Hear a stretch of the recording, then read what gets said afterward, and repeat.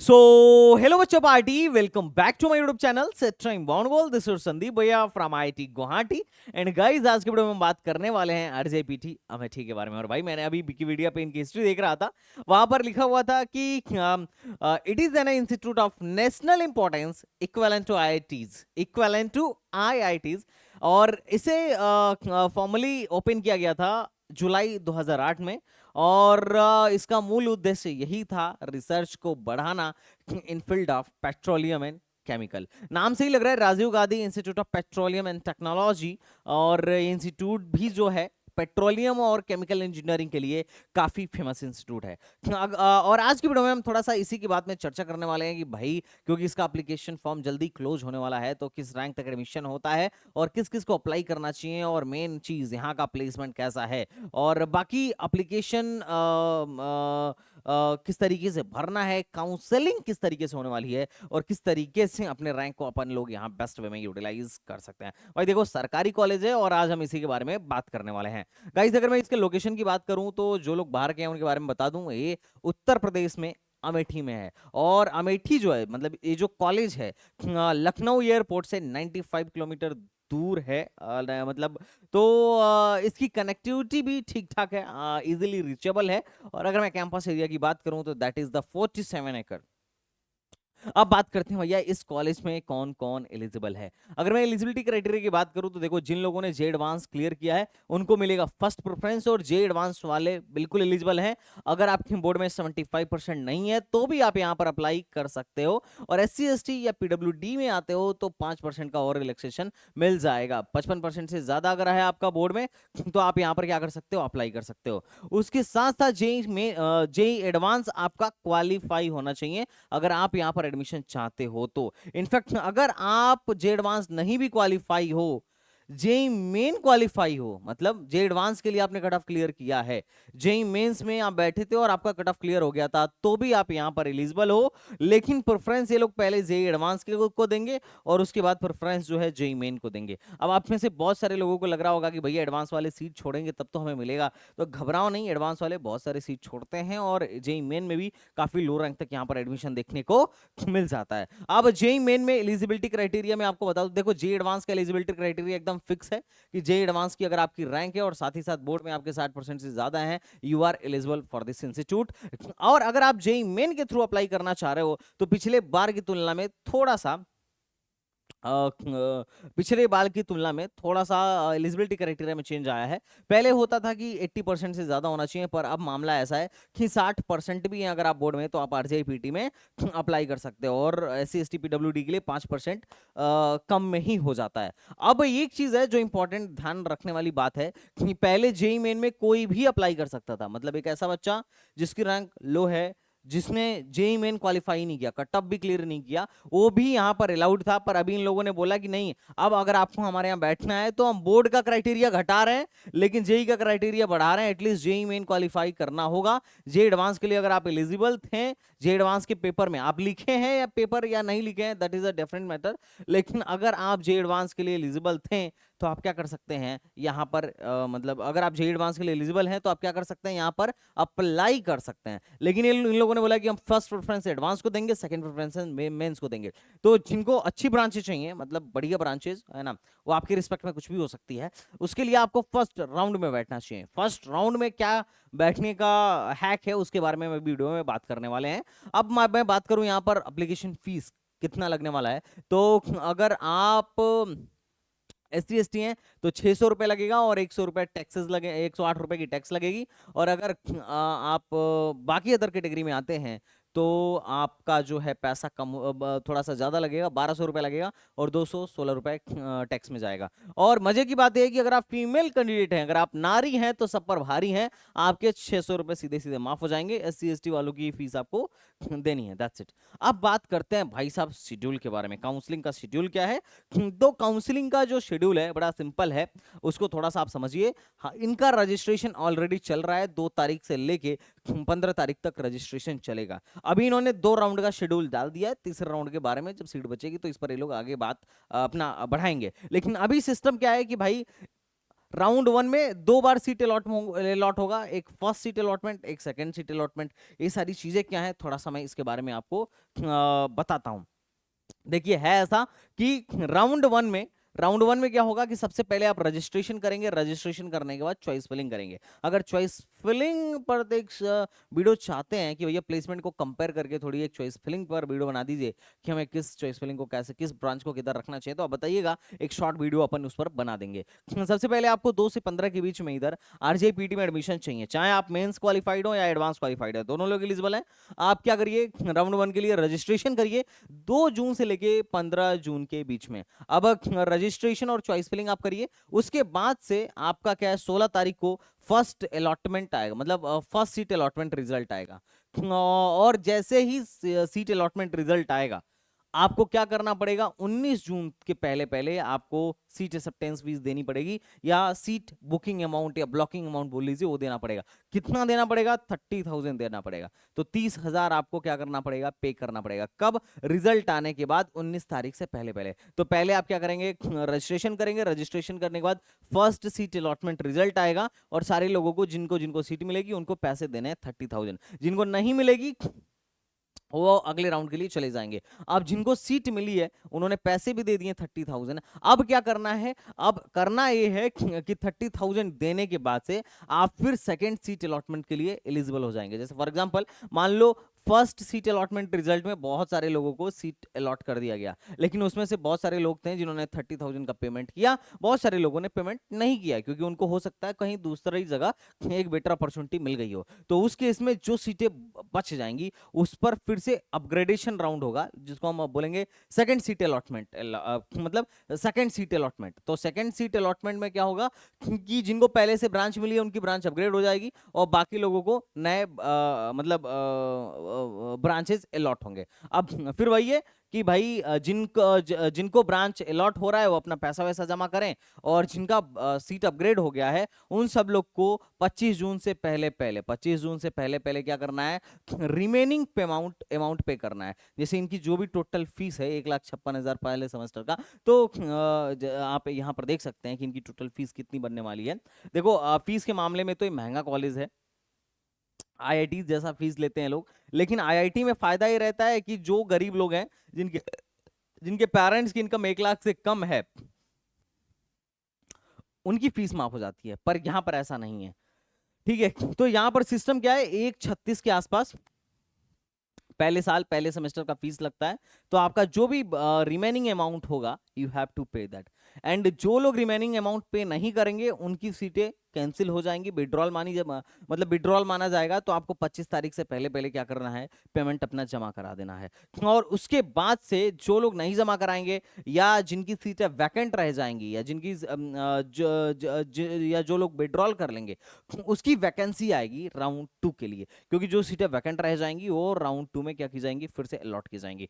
अब राउंड 2 की choice filling फिर वही है, रजिस्टर नए लोग रजिस्ट्रेशन करेंगे और चॉइस फिलिंग करेंगे, नया रजिस्ट्रेशन अलाउड है। जिनको नहीं मिला है वो राउंड 2 में ऑटोमेटिक आ जाएंगे। और 27 जून से लेकर 13 जुलाई तक क्या है भैया, आपका रजिस्ट्रेशन है। और उसके बाद से जिनको सीट अलॉट हो जाएगा उनको फिर से वही है, सीट एक्सेप्टेंस फीस देना है, और 17 तारीख से पहले पहले दे देना है। एंड जो लोग नहीं देंगे उनकी सीटें क्या हो जाएंगी, खाली हो जाएंगी। और फिर सेकेंड अलॉटमेंट का रिजल्ट आएगा, और सेकेंड अलॉटमेंट के रिजल्ट में जो जिनको सीट मिला है उनका अपग्रेड हो जाएगा, नए लोग को भी मिलने की संभावना रहेगी। तो रिमेनिंग जो है, जो फीस बचेगा, जिनको पहली बार सीट अलॉट हुआ है वो रिमेनिंग फीस अपना 24 जुलाई तक जमा कर दें। यही सारी चीजें यहाँ पर डिटेल में लिखी हुई हैं, आप एक बार गो थ्रू कर लीजिएगा कि भाई क्या क्या सिस्टम है। और उसके बाद राउंड 2 के बाद जो सीटें बच जाएंगी वो सारी की सारी राउंड 3 में भरी जाएंगी। तो मेजरली जिनको बढ़िया ब्रांच चाहिए वो क्या कर सकते हैं, राउंड 1 से ही बैठना शुरू करें। क्योंकि राउंड जैसे मान लो अगर आप जेईई एडवांस क्वालिफाइड हो तो आपको सबसे ज्यादा फायदा किस में होगा, राउंड 1 में होगा। क्योंकि मेरा मानना है कि आपकी एडवांस में अगर रैंक आ गई है, चाहे जो भी रैंक आई हो, 20,000 25,000 इनफैक्ट 30,000 भी आई हो, तो आप क्या करिए, यहाँ बैठिए। बैठने का फायदा क्या है कि आपको पक्का मेरे हिसाब से सीट अलॉट होगा ही होगा, अगर आपने जेईई एडवांस क्वालिफाई किया है तो। क्योंकि सोचो जेईई मेंस वालों को भी सीट अलॉट होता है ना। अब क्यों होता है उनको, क्योंकि जे एडवांस वालों की शॉर्टेज पड़ जाती है। सिंपल लॉजिक है ना, क्योंकि अगर फर्स्ट प्रेफरेंस एडवांस को दे रहे हैं, एडवांस के बेसिस पर अगर फर्स्ट एडमिशन लिया जा रहा है, उसके बाद भी हर साल जेई मेन वालों का एडमिशन होता है, तो जे एडवांस वालों जितने आए थे सबका एडमिशन हो जाता है, उसके बाद ही तो जेई मेंस वालों को प्रेफर किया जाता होगा।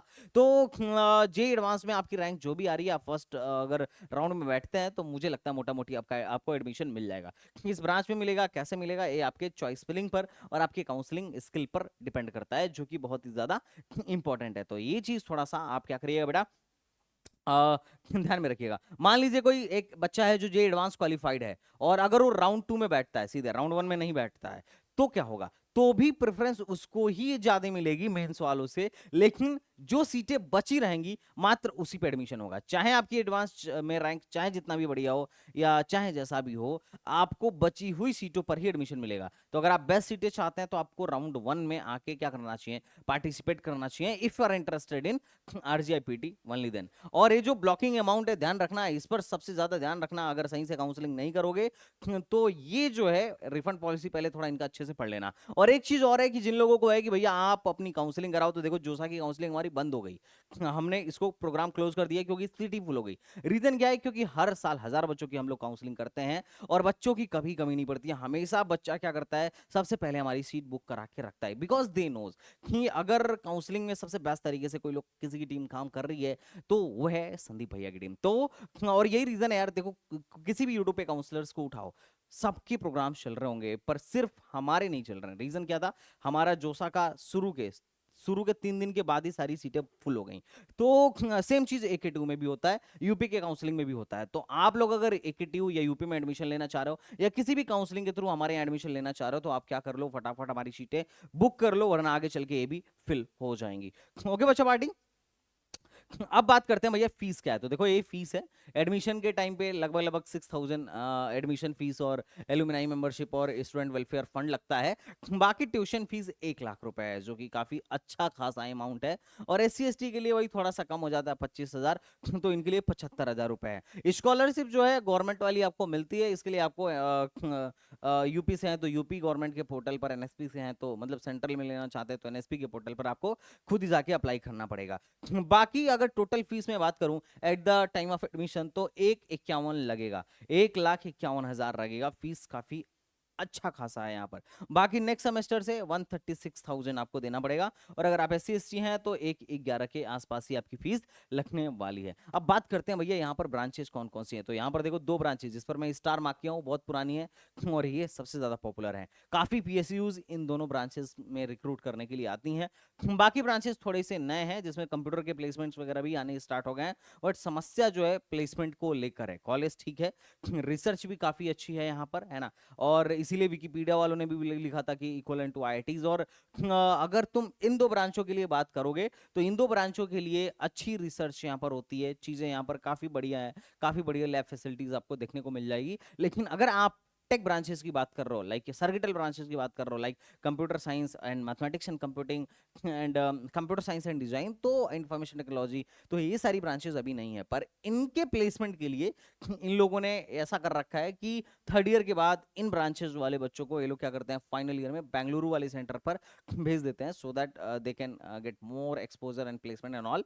बट अभी प्लेसमेंट उतना ज्यादा सेटिस्फैक्टरी नहीं चल रहा है इन ब्रांचेस में। बट आओ प्लेसमेंट के बारे में बात कर लेते हैं। ये रहा आपकी सीट मैट्रिक्स, और ये है किस ब्रांच किस कैटेगरी के लिए कितनी ज्यादा सीटें रिजर्व्ड हैं। और गर्ल्स के लिए यहाँ पर अलग से सीटें रिजर्व्ड हैं 85, तो गर्ल्स को एक अलग से बेनिफिट मिलने वाला है। तो जितनी भी बच्चे हैं इस बात को ध्यान में रखें। अब बात करते हैं माइनर डिग्री का कॉन्सेप्ट। तो यहाँ पर एक कॉन्सेप्ट बहुत बढ़िया है माइनर डिग्री का, आपको 10,000 एक्स्ट्रा देने पड़ते हैं सेमेस्टर वाइज, और आप माइनर डिग्री भी ले सकते हो यहाँ से। जैसे मान लो किसी ने इलेक्ट्रिक व्हीकल में मान लो मेजर डिग्री किया, अब उसको माइनर चाहिए एनर्जी मैनेजमेंट में, आराम से माइनर डिग्री ले सकता है। और हर माइनर डिग्री में कितनी सीट्स हैं इसके बारे में जानकारी है, और कौन से ब्रांच वाला बच्चा किस माइनर प्रोग्राम को ज्वाइन कर सकता है उसके बारे में भी यहाँ पर लिखा हुआ है। जैसे मान लो कोई बच्चा कंप्यूटर साइंस एंड डिजाइन का है और उसको लग रहा है कि नहीं भाई हम बिजनेस कंसल्टिंग या केमिकल इंजीनियरिंग या इलेक्ट्रॉनिक्स, इलेक्ट्रिक व्हीकल या एनर्जी मैनेजमेंट, जो भी इमर्जिंग टेक्नोलॉजीज हैं, इसमें मैं एक माइनर डिग्री भी लेना चाह रहा हूँ, तो माइनर डिग्री भी ऑप्ट कर सकता है, उसके लिए इनके सब्जेक्ट्स पढ़ने पड़ते हैं, क्रेडिट्स पूरे करने पड़ते हैं, और जो भी माइनर डिग्री का एक्स्ट्रा चार्ज होता है वो आपको देना पड़ता है। तो एक मेजर डिग्री के साथ साथ यहाँ पर आप एक माइनर डिग्री भी ले सकते हो। एक कॉन्सेप्ट बहुत अच्छा है। एक चीज एक इस साल और थोड़ा सा आपको देखने को मिलेगा, यहाँ पर जो ड्यूअल डिग्री वाले कोर्सेज थे, है ना, वो हटा दिए गए हैं। 5 साल के कोर्सेज यहां से हटा दिए गए हैं। इस साल से सिर्फ और सिर्फ 4 साल वाले ही कोर्सेज आपको देखने को मिलेंगे। अब मैं बात करता हूं नेक्स्ट, ये माइनर डिग्री मतलब देख लो किसमें माइनर डिग्री क्या है एंड सो ऑन। अब बात करता हूं कि एक और चीज जो इंपॉर्टेंट है आपको जो जाननी थी, जिसके बारे में मैं बोल रहा था कि जो जो बच्चे सर्किटल ब्रांचेस में यहाँ पर पढ़ने वाले हैं, जैसे कंप्यूटर हो गया, इलेक्ट्रॉनिक्स हो गया, मैथमेटिक्स एंड कंप्यूटिंग हो गया, इलेक्ट्रॉनिक्स हो गया और इलेक्ट्रिकल व्हीकल हो गया, है ना, मतलब इलेक्ट्रिकल इंजीनियरिंग हो गया, ये लोग शुरू के 3 साल अमेठी सेंटर में पढ़ेंगे और उसके 1 साल फाइनल ईयर में इन लोगों को भेज दिया जाएगा इनका इनको इनके बंगलुरु सेंटर पर भेज दिया जाएगा। ये जो है ना एनर्जी इंस्टीट्यूट बेंगलुरु, इनका जो सेंटर है बेंगलुरु में, एनर्जी इंस्टीट्यूट बेंगलुरु में क्या कर दिया जाएगा, फाइनल ईयर में 6 सेमेस्टर के बाद इनको वहां पर भेज दिया जाएगा to the benefit from enhance industry exposure and placement opportunity as the city has the excellent ecosystem for the above domain. मतलब इस डोमेन के लिए सिलिकॉन वैली है बेंगलुरु, तो वहां पर तुम्हें भी पता है कि मोस्ट ऑफ द कंपनीज का हेड ऑफिस है, और उनको वहां से बच्चे उठाना प्लेसमेंट के लिए, देखो प्लेसमेंट के लिए किसी कंपनी को अमेठी आना हो, इट्स अ लॉन्ग प्रोसेस, और ये बड़ा कंपनियों के लिए भी बड़ा हेक्टिक रहता है यार, एक कॉलेज के लिए उतने दूर से आना। तो लेकिन जो बेंगलुरु में है, बेंगलुरु के कॉलेजेस हैं, वहां पर बड़ा इजी हो जाता है, क्योंकि प्लेसमेंट के लिए रिक्रूट करने के लिए जाना है। इनफैक्ट इंटर्नशिप भी लेना बड़ा इजी हो जाता है। मतलब मेरा तो मानना है कि यार सेकंड ईयर के बाद से ही भेज दो। रीजन क्या है, क्योंकि फिर इंटर्नशिप मतलब इजीली इंटर्नशिप भी बच्चों को क्या हो जाएगी, मिल जाएगी। बट अभी लोग फाइनल ईयर में भेज रहे हैं, और फाइनल ईयर में फिर प्लेसमेंट्स इनके वहीं पर अभी हो रहे हैं। अब बात करते हैं भैया इनका प्लेसमेंट क्या है। तो ये है इनका प्लेसमेंट, केमिकल इंजीनियरिंग मचा रहा है ना। पीएसयू 7 पीएसयू लास्ट ईयर 2025 में इनके यहाँ से 7 पीएसयूज आई थी, और 24 प्राइवेट कंपनीज आई थी। तो ये देख के आपको बहुत ज्यादा तो नहीं दिख रहा होगा और कि बहुत ज्यादा कंपनीज यहाँ विजिट कर रही हैं, पर फिर भी अब चूंकि ज्यादा ब्रांचेज नहीं है, कम ही है, पहले तो 2 ही हुआ करती थी। अब पीएसयूज का कंट्रीब्यूशन प्लेसमेंट में इस बार 20 मतलब जो आई थी वो 22.6% पीएसयूज आई थी। ये देखो केमिकल इंजीनियरिंग में जो हाईएस्ट पैकेज गया था वो गया था 21, और पेट्रोलियम में जो गया था 25। एवरेज पैकेज यहाँ पर 18.6 का था, इन्होंने लिखा हुआ है, जो एवरेज सीटीसी इन्होंने लिखा हुआ है, और पेट्रोलियम में इन्होंने एवरेज सीटीसी 8.5 लिखा हुआ है। बाकी ब्रांचेज में क्या हाईएस्ट गया था, क्या एवरेज गया था, आप यहाँ पर देख सकते हो सकता है कि डेफिनेटली आपके लिए थोड़ा सेटिस्फैक्टरी नंबर नहीं हो, क्योंकि बाकी इंस्टीट्यूट्स में आईटी सेक्टर में काफी अच्छा प्लेसमेंट आपको देखने को मिल जाता है। बाकी 2024 की अगर मैं बात करूं, देखो एनआईआरएफ डेटा की अगर मैं बात करूं, तो एनआईआरएफ डेटा के अनुसार 157 में से 82 बच्चे यहाँ पर प्लेस्ड हुए थे, और मीडियन सैलरी जो थी 9 लाख की थी, और हायर स्टडीज में 75% बच्चे गए थे। और जनरली जो रिसर्च फोकस्ड कॉलेजेस होते हैं, वहां पर ज्यादातर बच्चा जो है हायर स्टडीज को ही जनरली प्रेफर करता है। ओके, बट 9 लाख का मीडियन सैलरी था। परसेंटेज प्लेसमेंट तो बहुत अच्छा मैं नहीं बोलूंगा, पर यह है कि अगर इन दोनों को जोड़ दोगे तो ओवरऑल आपको ठीक ठाक नजर आएगा। 75 प्लस 82 करोगे तो जनरली बच्चे ठीक ठाक मतलब प्रोग्राम का जो आउटकम है वो ठीक ठाक निकल के आ रहा है। और ये पिछले साल का आप देख सकते हो मीडियन सैलरी, जिसमें 68% बच्चे प्लेस्ड हुए थे। और 2022 में जब कंप्यूटर वगैरह नहीं था, ये सब वो नहीं था, तो 79 बच्चे प्लेस्ड हुए थे, और उसमें से 29 हायर स्टडीज के लिए गए थे, और 7 लाख का मीडियन सैलरी था। अब बात कर लेते हैं भैया ब्रांच वाइज प्लेसमेंट का। तो ब्रांच वाइज देखो, ये कंपनीज केमिकल में आई थी और इन बच्चों को ले गई थी। पेट्रोलियम में अब जैसे तुम ये देखो, हिंदुस्तान पेट्रोलियम, एचपीसीएल, आईओसीएल, ये सारी की सारी पीएसयूज हैं। आप यहाँ पर देख सकते हो, ओएनजीसी पीएसयू है, इंडियन ऑयल पीएसयू है, एचपी पीएसयू है ना, इंडियन ऑयल लिमिटेड जो है पीएसयूज है। तो यहाँ पर पीएसयूज आती हैं, और ओएनजीसी वगैरह अच्छा खासा पैसा देती है, मतलब कई कॉलेजों में जैसे हमारी तरफ भी आती हैं तो 24 एलपीए के आसपास ओएनजीसी वगैरह भी देती हैं। 20 एलपीए तो प्लस ही रहता है, और केमिकल का अगर बच्चा 20 एलपीए प्लस लेके जा रहा है तो that is the decent package. आप पेट्रोलियम में देखो इतने बच्चे गए थे और इन इन कंपनीज में गए थे, ये इनकी मीडियम सैलरी थी, एवरेज सैलरी ये थी, मीडियम सैलरी ये थी, लोवेस्ट सैलरी ये थी। और कंप्यूटर में देखो ये नंबर अगर काउंट करोगे तो तुम्हें बड़ा कम लगेगा, हालांकि ओवरऑल ही नंबर कम लगेगा, बट आप देखो इनमें कंप्यूटर वगैरह में एवरेज पैकेज क्या था। अगर डिटेल प्लेसमेंट में वीडियो चाहिए तो मैं उस पर एक डिटेल वीडियो अलग से बना दूंगा अगर आप कहोगे तो। बात करते हैं ब्रांचेस की, क्या कट ऑफ गई थी। तो यार जी एडवांस में आपकी रैंक चाहे जो भी आ रही हो, मेरे हिसाब से अगर आप यहाँ पर बैठते हो और चॉइस फिलिंग ढंग से करते हो तो आपको इजीली एडमिशन मिल जाएगा। बाकी जे एडवांस की आप कट ऑफ देख सकते हो ओवरऑल मोटा मोटी, है ना। तो आपकी रैंक, आपकी चाहे जो भी रैंक आई हो, 25,000 30,000 जो भी आई हो, मैं कहूंगा आप बैठो, अगर आप इसको चाह रहे हो तो एडमिशन हो जाएगा। और वैसे भी 25-30,000 रैंक पर आईआईटीज में एडमिशन नहीं होता है ना। पिछली बार लास्ट जो एडमिशन हुआ था आईआईटी धनबाद धारावाड़ में 16-17 हजार पर बंद हो गया था। और उसके पिछली बार 2023 में 18,000 के बाद आईआईटीज मिलनी बंद हो गई थी एज अ जनरल कैंडिडेट। अब बात करते हैं भैया जेईई मेन से किस रैंक तक एडमिशन हो जाता है। आप तो एडवांस वालों का तो बता रहा हो, मेरा बता ही नहीं रहे हो, क्या कर रहा हो। हाँ जेईई मेंस वालों का यार देखो, अगर तुमको चाहिए, क्योंकि कट ऑफ पर एक डिटेल वीडियो मैं बना सकता हूं, अगर तुमको चाहिए तो मैं राउंड 2 पर एक डिटेल वीडियो जेईई मेंस वालों के लिए भी बनाऊंगा कि जेईई मेंस का क्या कट ऑफ जाने की पॉसिबिलिटी है। So if you are interested you can go through this also. अब जो सबसे इंपॉर्टेंट चीज है इस वीडियो की, वो जो आपको सबसे ध्यान में रखनी है वो है रिफंड पॉलिसी, क्योंकि बड़ा खतरनाक रिफंड पॉलिसी है। ध्यान में नहीं रखोगे, अगर कायदे से काउंसलिंग नहीं करोगे समझदारी के साथ, तो 30,000 रुपए गए, है ना। क्योंकि रिफंड पॉलिसी समझना जरूरी है। देखो इसमें 3 तरीके के केसेस हैं। पहला ये है कि मान लो तुम ब्लॉकिंग अमाउंट दे दिए, है ना। पहले हम राउंड 1 की बात कर लेते हैं। मान लेते हैं किसी ने ब्लॉकिंग अमाउंट दे दिया और 25 जून से पहले पहले 25 जून से पहले पहले, क्योंकि तुम मोटा मोटी देखो इनका टाइमलाइन बहुत इंपॉर्टेंट है, क्योंकि तुम जिस जिस भी काउंसलिंग में बैठ रहे हो उसके टाइमलाइन को समझना है ना। ये देखो ये लास्ट डेट है, ये लास्ट डेट है 25 जून लास्ट डेट है क्या करने का, पेमेंट करने का। बाकी की जो रिमेनिंग फीस है उसका पेमेंट करने का 25 जून लास्ट डेट है। अगर मान लो किसी को राउंड 1 में सीट मिली और वो 25 जून से, और उसने ब्लॉकिंग अमाउंट भी दे दिया, और अगर वो 25 जून से पहले पहले क्या करता है, रिफंड के लिए अप्लाई करता है, तो उसके 1,500 रुपए काट के बाकी 28,500 रुपए वापस कर दिया जाएगा। जनरली केस 1 बड़ा कम लोगों के साथ ही होता है, ज्यादातर लोगों के साथ केस 2 होता है या केस 3 होता है। मान लो आपने बुकिंग अमाउंट जमा किया, सीट बुक कर लिया, अपग्रेडेशन में भी चले गए, उसके बाद आपको कुछ नया मिलता है कहीं पे, मान लो जोसा मिल गया या सीसा में मिल गया, तब आप ने यहां से रिफंड लेने की कोशिश करी, तो आप जाएंगे केस 2 में। अगर आपने रिमेनिंग फीस भी जमा कर दिया है, बुकिंग अमाउंट भी जमा कर दिया है, तब आप केस 2 में पहुंच जाएंगे। और केस 2 वाला बच्चा 7 अगस्त से पहले पहले क्या कर सकता है, रिफंड अपना ले सकता है। लेकिन जब 7 अगस्त से पहले पहले आप रिफंड के लिए अप्लाई करोगे, मेल करके अप्लाई करोगे, तो आपके टोटल 30,000 रुपए डिडक्ट होंगे। ये बात ध्यान रखना। 1,51,000 फीस है उसकी, उसमें से 30,000 कट जाएगा और 1,26,000 ही वापस आएगा। और विड्रॉल के लिए आपको क्या करना है, इस पर मेल करना है, admission@rgipt.ac.in पर 7 तारीख से पहले पहले मेल कर देना है।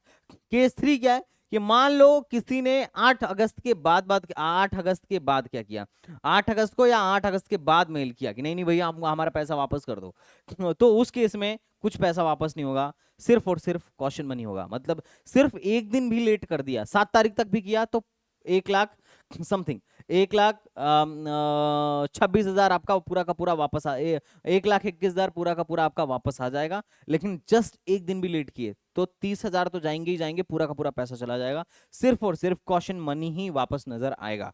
और राउंड 2 में भी मैं बात कर लूं, अच्छा कॉम्बो प्रोग्राम जिन लोगों ने अभी तक नहीं लिया है भाई, कॉम्बो प्रोग्राम क्योंकि मोस्ट ऑफ द काउंसलिंग जाने वाली है, कॉम्बो प्रोग्राम लेने का सबसे सही टाइम यही है। और राउंड 2 की अगर मैं बात करूं तो राउंड 2 की ये देखो, सॉरी ये था राउंड 1, और राउंड 2 का भी यही है। राउंड 2 में भी केस 2 और केस 3 सेम है। केस 1 में बस आपके पास रिलायबिलिटी है, क्योंकि राउंड 2 के रिजल्ट के बाद जो आपका लास्ट डेट होगा रिमेनिंग अमाउंट पे करने का, उससे पहले पहले अगर आप अपनी सीट विड्रॉल करते हैं तो आपका 28,500 वापस होगा, 15,000 रुपए काट के। तो ये रिफंड पॉलिसी जिसके बारे में आपको बहुत ध्यान से समझना है। बाकी कॉलेज में पढ़ाई अच्छी है, रिसर्च ठीक है, अभी कुछ फैकल्टीज भी चेंज हुए हैं, टीपीओ भी चेंज हुए हैं, है ना। तो मोस्ट प्रॉब्ली उम्मीद है इस कॉलेज से कि शायद आने वाले टाइम में प्लेसमेंट अच्छा हो। बट अभी के टाइम में जो समस्या है मैंने आपके सामने रख दी। बाकी अगर सिर्फ प्लेसमेंट पर एक डेडिकेटेड वीडियो चाहते हो तो बताना, मैं कमेंट बॉक्स में बताना, मैं जरूर बनाऊंगा। तो चलो मिलते हैं नेक्स्ट वीडियो में, तब तक के लिए बाय बाय, टाटा एंड जय Hind. Thank you so much.